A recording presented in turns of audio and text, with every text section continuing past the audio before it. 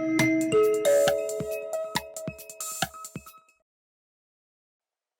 very warm welcome to St. Paul's TV.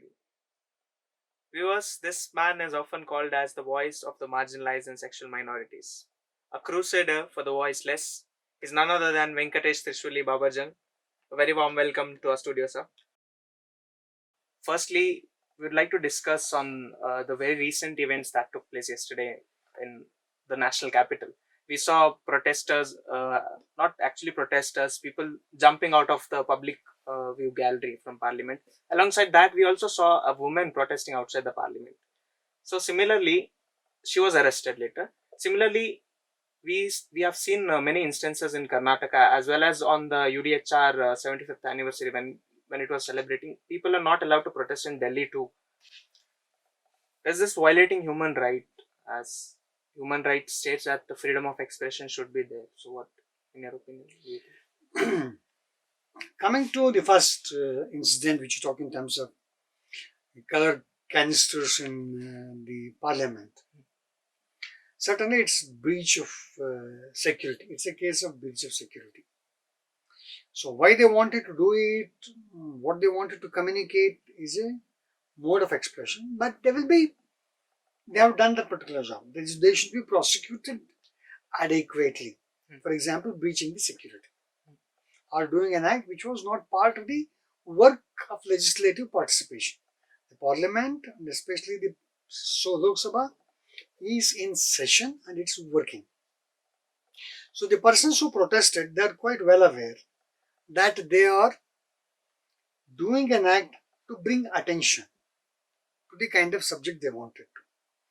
So that's the reason for which they did. But however, there is a set of protocols that need to be followed. In respect of trespassing into the premises, in respect of doing an act of blowing the color canisters, as adequately, if they have committed that error, trespass, they need to be prosecuted. That's something which is very clear. I am also a prosecutor. I need to look at law. I cannot say that they can get away with it. That's very loud and clear on that aspect is concerned. Second aspect, the person who was outside who protested is a person who is doing it to get the attention of the people to know what the issue is.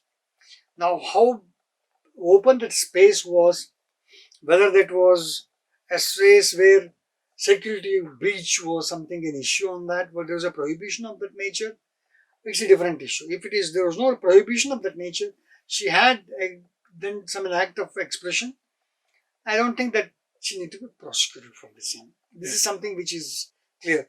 All that matters is that what was the security protocol in that particular area. That's something which is needed.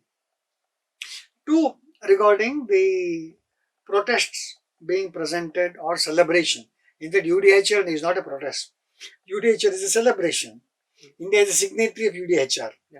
We talk so much about UDHR in India, and we have great number of laws which have been, for example, you talk in terms of Domestic Violence Act or Sexual Harassment in the Workplace Act. Any of these statutes we talk, many other statutes, whether the Drug and Cosmetics Act, or Psychotropic Substances Act, or Human Trafficking Act.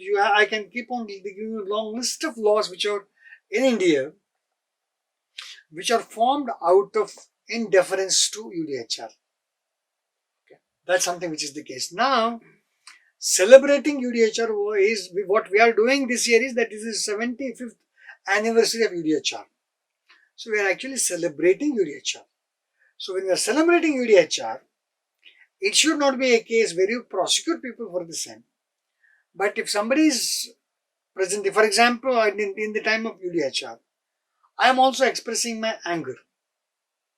In the social media where you anger, because the kind of violations of the UDHR, violations of civil and political rights, Treaty of Convention on Civil and Political Rights, Convention on Gender Rights, Conventions on Child Rights, which all of us are signatories to, including Israel, are being violated against children. So while I am celebrating UDHR, I am also angry that the UDHR rights have been violated by state, and there is a need that a collective action need to be initiated regarding this. that lives need to be protected. This violence need to stop. So when I'm talking of UDHR, I am also talking, when I'm presenting it, I am also presenting my perspective which is in tune with the aspirations of the UDHR. So my anger is also in accordance with the aspirations of UDHR. So at a time when UDHR. So when somebody is doing some program of that nature, police are supposed to provide protection and not prosecution. Arresting them, removing them is not the case. It provide adequate protection for them to express. So at a time when UDHR is celebrating its 75th anniversary, several conflicts have been happening across the globe. We see Israel and Hamas or Palestine, and we also have Ukraine and Russia, and there are also other conflicts happening alongside certain other places like Myanmar and etc. So how far you think UDHR values or is violating? The UDHR, in fact, when was introduced, did not, for me, we always keep arguing this. More than almost so many years, 75 years, we have been talking of this, that the UDHR is only an aspiration. It is not a statute. It's a declaration that this good number of governments don't follow UDHR. It's not mandatory to follow. For example, we have Constitution of India. If you were to look into Chapter 3 of the Constitution of India, it's actually a long list of things that we have in UDHR is there in this particular chapter. So we strictly follow that particular process is concerned. But many of the states do not have this kind of a statute where you can exercise the right. In India, we do have it. Albeit there is a serious challenge that people are yet to get these rights and yet to get this kind of social justice, because UDHR talks all of it in its declaration. It's the aspirations are amazing and huge. Because it's not a law, it's the kind of enforcement becomes an issue. So we have this UDHR, an amazing guiding principle, but we also need to have law which makes it enforceable. That's the need. See, coming to other part, which you said that you are referring to the more particularly from the conflicts which are there in existence happening. So adding to Israel and adding to Ukraine, there's Uyghurs which are facing in China, the Rohingyas in Myanmar. In Manipur, we have tribals which are challenging it, and similarly is the case in good part of the world, whether it's in South America, whether it's in Africa, blacks in US, ethnic minorities in the refugees in Europe, you name. So many of these sections of the society are facing serious challenges. Well, UDHR gives us the right. It has not actually given us the right. It's still a guiding principle. States are yet to follow this, and a good number of states don't follow it. For example, just today morning I was reading that the people were moving away in a boat from Libya to Italy that was intercepted by militia, Libyan militia, and take them away. Some will be killed, some will be maimed, some will be sold as slaves. Enslavement may happen. But this intelligence that system was happening was given by members of EU to Libyan militia. I think that's a crime. That the European state that gave this kind of intelligence, that knowing full well that the lives of the people are going to be risked because of it, is something which is unacceptable. I think the European countries are made to be, those who have given the intelligence are should be made accountable. That's a necessity. So we have these challenges across the globe. Not that it's restricted to, when we say many times we always look at what is today's story. But we are talking of Gaza today, but we're also talking about Ukraine today. We're also talking of Rohingyas today. We're talking of Uyghurs today. We're talking of everybody today. So that's something which is the case.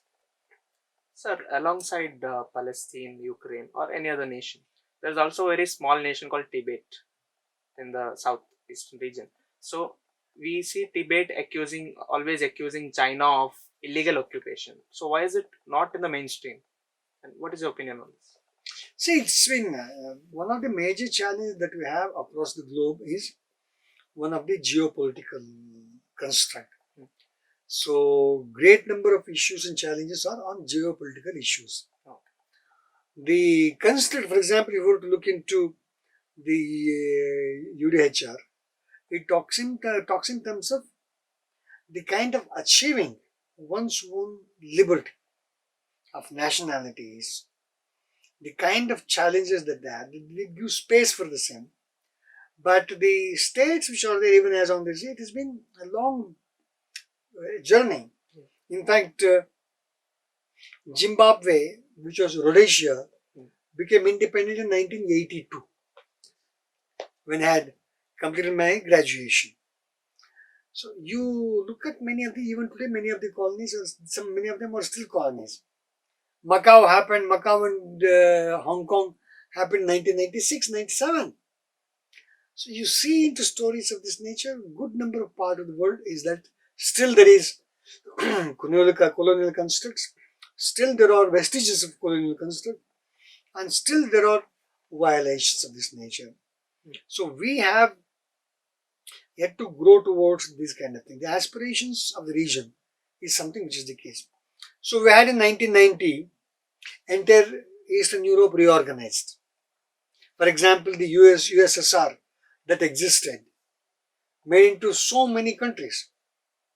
We're talking about Armenia, Azerbaijan, Turkmenistan, Tajikistan, many of them, Kazakhstan, you name. So they can give long list of them. You talk in terms of Lithuania, Latvia, Estonia, Belarus, or Georgia, or Ukraine, or Latvia. You name any of these, but Moldova, all of them, Romania. So all of them became independent nations over a period of time. So many of them break out of the particular thing that happened. Also happened the changes that happened in, for example, Czechoslovakia or in Poland. People's aspiration change and the geopolitical scenario changes. That predominantly people decide what a nation is. Mm-hmm. It is not nation decides who the people are. You understand the difference? Yes, yes. So when you have an argument of this nature, say what exactly people are saying. So when we say this argument and it comes under the Constitution of India also, so we talk in terms of India as a nation. India is a union of states. We have each an independent construct, an independent language, so rich in culture. When you go to Tamil Nadu, it's amazing language culture. You come to Karnataka, the extraordinary language cultures. So it's similarity. It's Marathi, Gujarati, Telugu, Oriya, Bengali, or any other language for that matter. We have distinct nationalities we have, and prominently a union of state. So how are the states supposed to understand? So we have come together to form one nation, and they continue to work as one nation. Now, given that kind of a thing, there are places where such things are not happening, they break it. For example, you talk in terms of Serbia, Kosovo, the former Yugoslavia, the Balkan states. They have changed, they have become independent states. Croatia, all of them have come into existence. So it's the people who decide. Now, there are many people who are still fighting for their identity. Tibet is one of them. Yeah. Tibet is also fighting for its existence. India has been supportive of the Tibetan system. They have been supporting Tibet throughout. But however, we had agreed that Tibet is part of China at this point, geopolitical construct. We're back in United Nations. So Tibetan concerns are also concerns which have been supported in India. There are so many countries of that nature. Nationalities have been asking for their rights. Sir, of the geopolitical context, we were having these differences in global north and global south. So, do you still think the global north controls the global south, or is indirectly controlling the south? No, so global north is certainly controlling global south. It's not that it is, because given the kind of dependency in the south, and the two south is yet to consolidate. It's still designed. For example, I talk in terms of the efforts that are being done, like BRICS. It's an effort which is being done that from the south, Brazil, Russia, India, South Africa, and China coming together, others being brought into this kind of a fold. Or ASEAN, which is existing in that nature. So many efforts are being made over a period of time, but whereas these are independent of the North. For example, ASEAN is still promoted by US and the UK. But here it's not the case. Here BRICS is predominantly only by countries in the south that they are doing it. Similar efforts need to be, more efforts need to be done because that's a requirement. For example, you took a universal currency is concerned. Even as on this day, the petrodollar, US dollar, is one which is the international currency which is being used. Well, Europe and the euro and pound or yen being the currencies also equally strong. But the entire commercial process happen through US dollar. That's the accepted currency in the World Bank. Who controls that? The South does not have a control on that currency. They does not have control on the currency. They don't have a say in the valuation of that currency. So when you look from that construct, yes, South is dependent. The second part, market is concerned. See, for example, who buys? For example, this institution is in Penia, on the area which we have. You are one of the greatest hub of textile market for the best of the world. Lakhs of dresses are manufactured here in this, around this institution. Now, this is something which we are see a reality. How many of us are buying? Good number of us are buying these products. Where are we buying? We are buying the showrooms of this particular international brands through their franchises.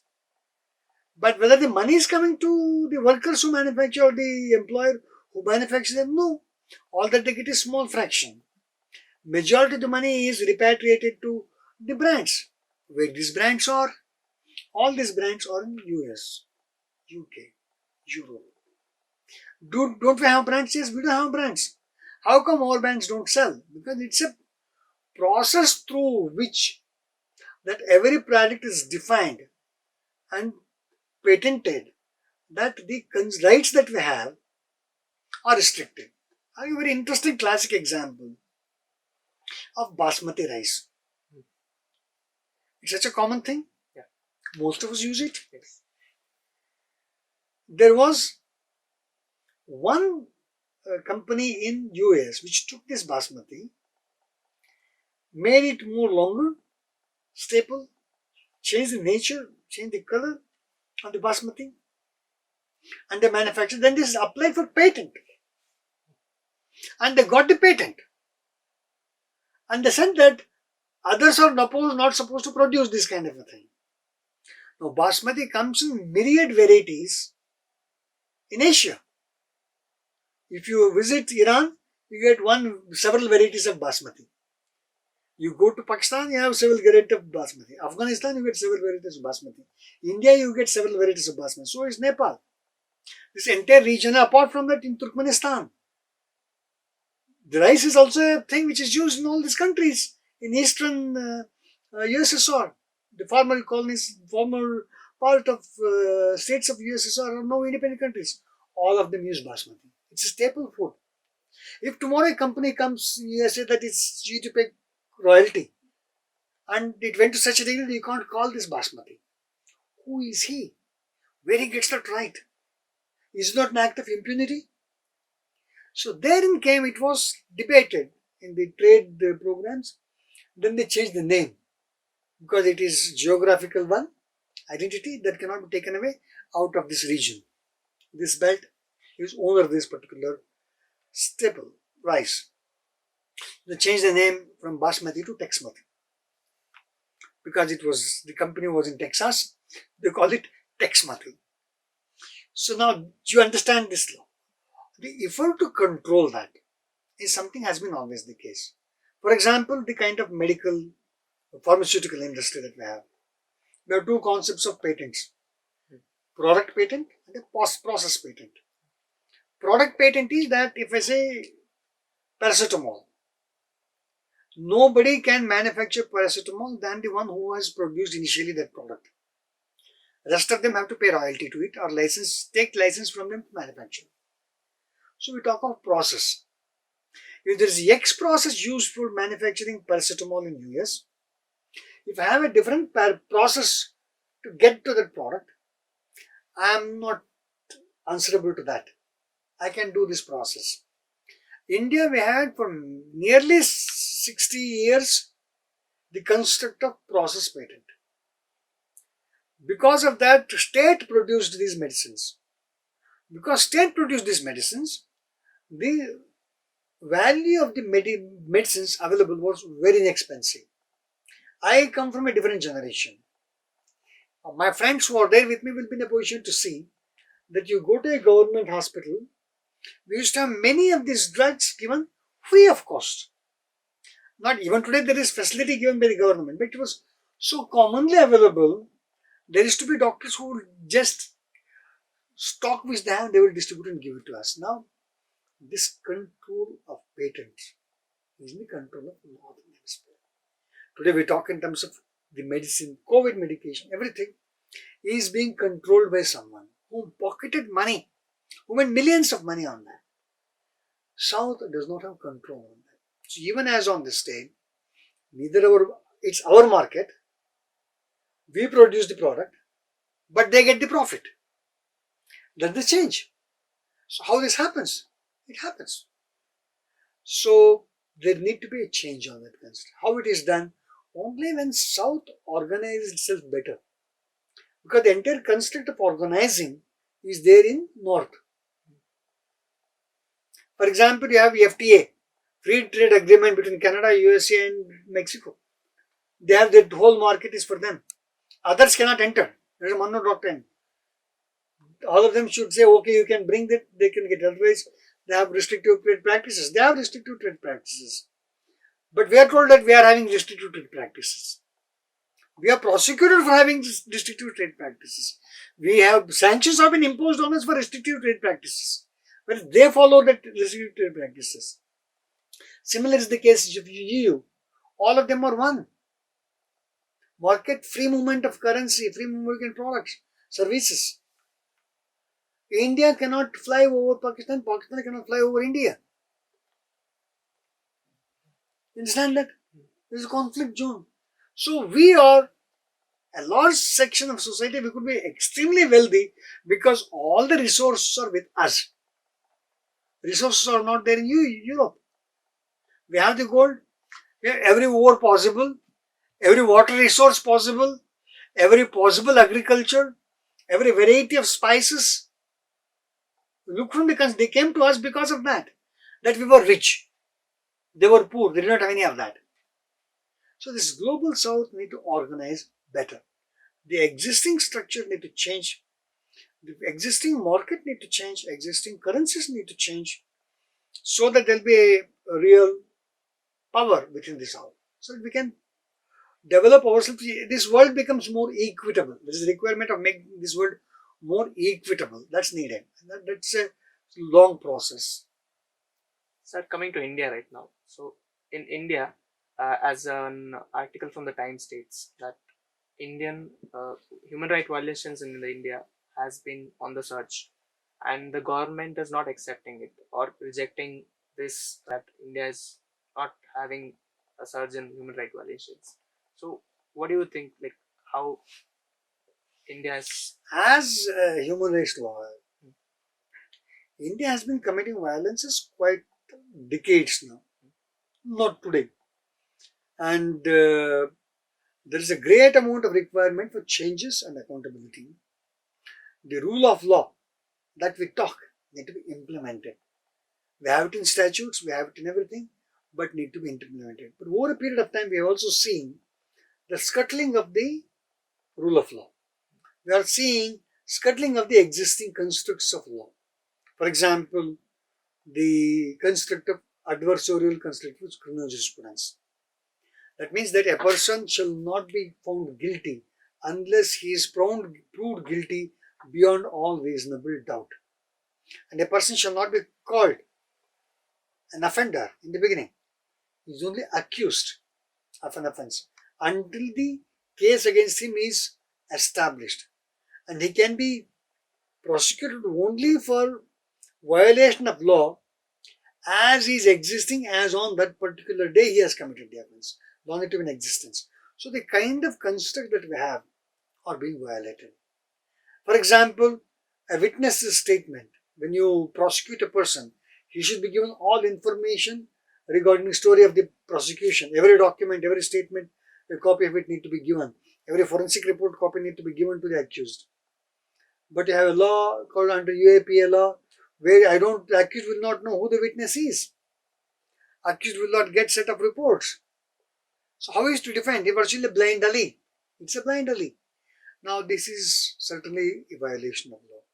Is this existing in other parts of the world? Yes, it does exist.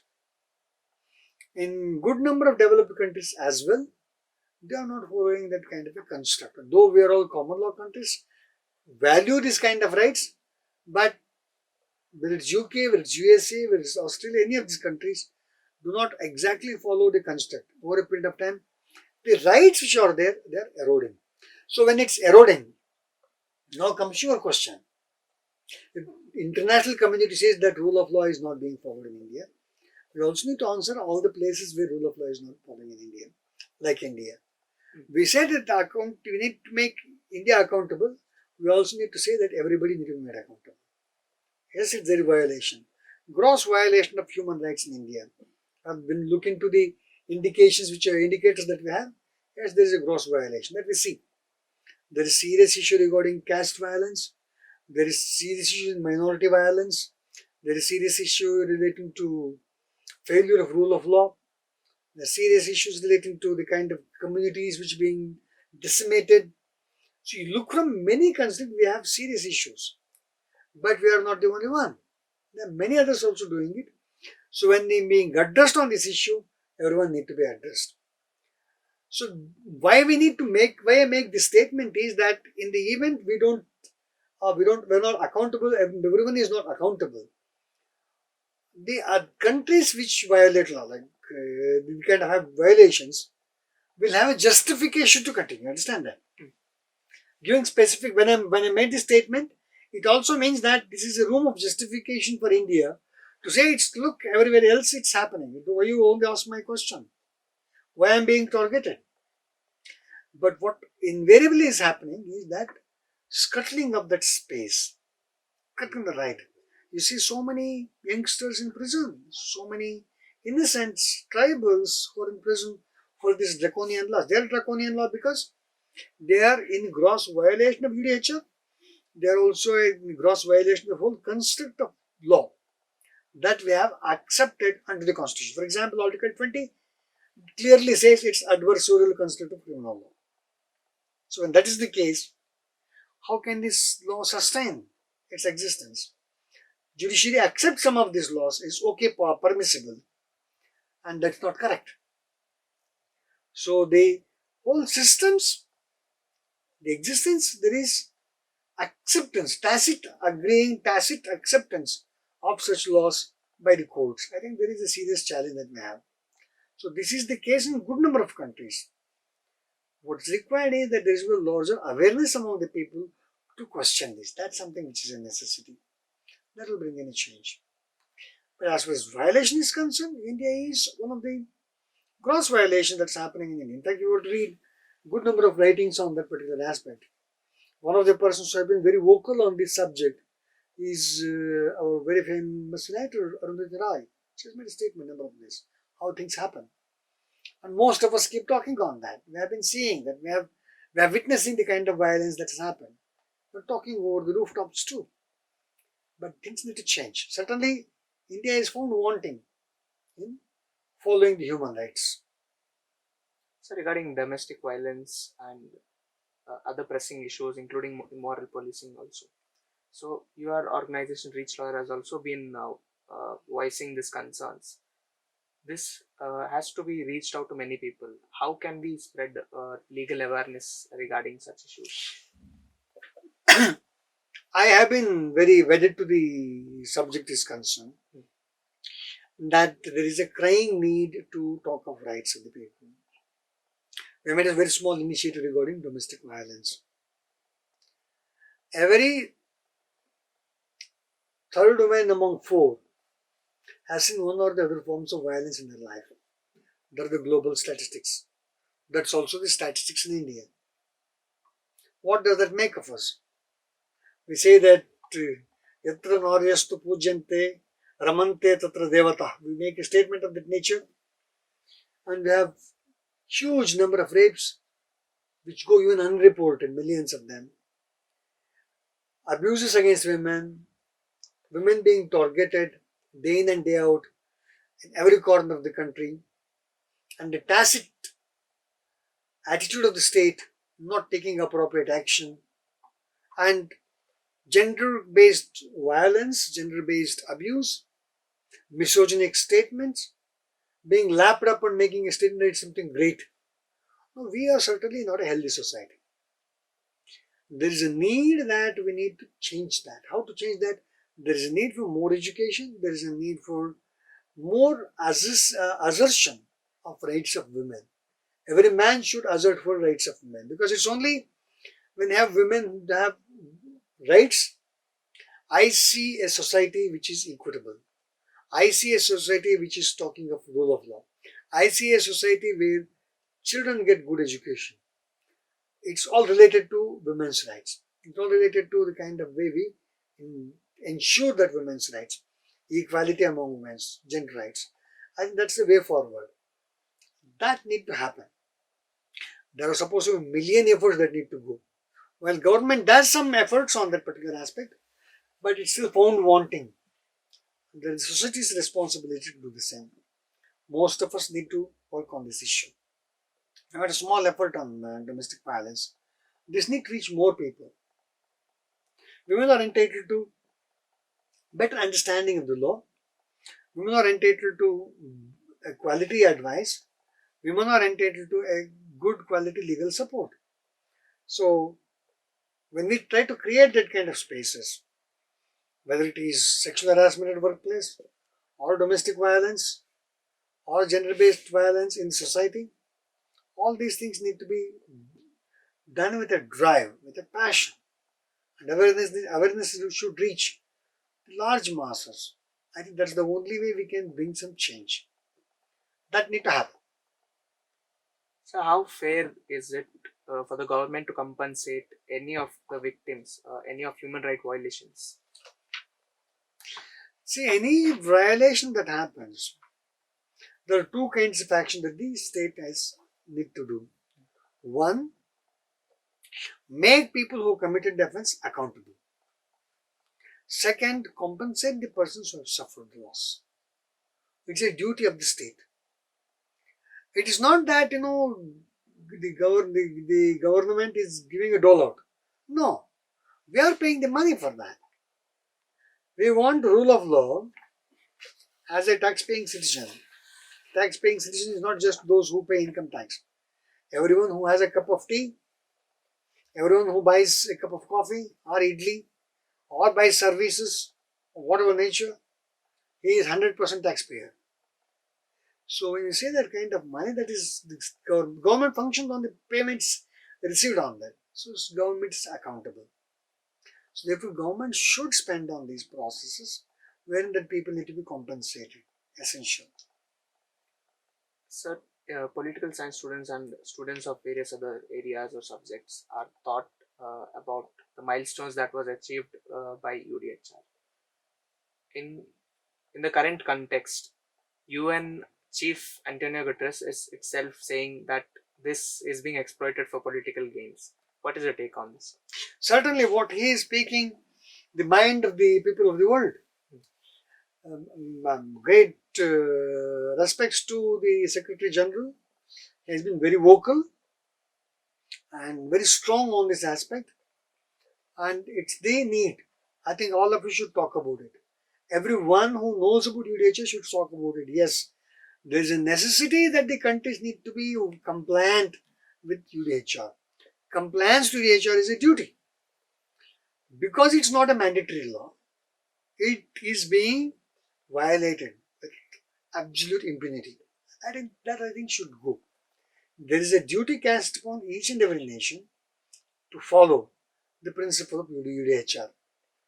That we take it only as guiding principles and never follow it is the result that we are having today such kind of challenges. Therefore, it must be made mandatory. And the words of the General Secretary of United Nations is absolutely perfect. Sir, in what way do you think youth can foster their participation in human rights protection? See, one of the challenges that we see is that the education system that we have in India does not create that kind of space for students to articulate. So I have seen a good number of students from various institutions. When I interact with them, they are extremely strong. They have clear opinions. They fight for rights. But the system, the institution, educations, the education institutions which they are studying in, do a little talk on the same. They many a time don't give the kind of democratic space for the students. Rare institutions like yours do give that kind of space, but majority institutions are extremely worried regarding under the constitutive discipline. It's very choking atmosphere that is created. So that need to change. There is a need. Younger generation is talking. If somebody says that no, younger generation is not talking, I'm saying you're wrong. I'm witnessing it on day in and day out. When I go and participate in a protest today, I see majority of the persons who are protesting are young students. I think that's the change that's happening in India. We need to encourage and that kind of change that's happening. We need to give more information to these particular youngsters to articulate better. That's the way forward. And a well articulated citizenry is great for a society. Essential. Thank you, Mr. Babajang, for sharing us insights on this pressing matters. And thank you for joining us on this interview. I hope this conversation brings more reflection and discussion among the public. Thank you, sir.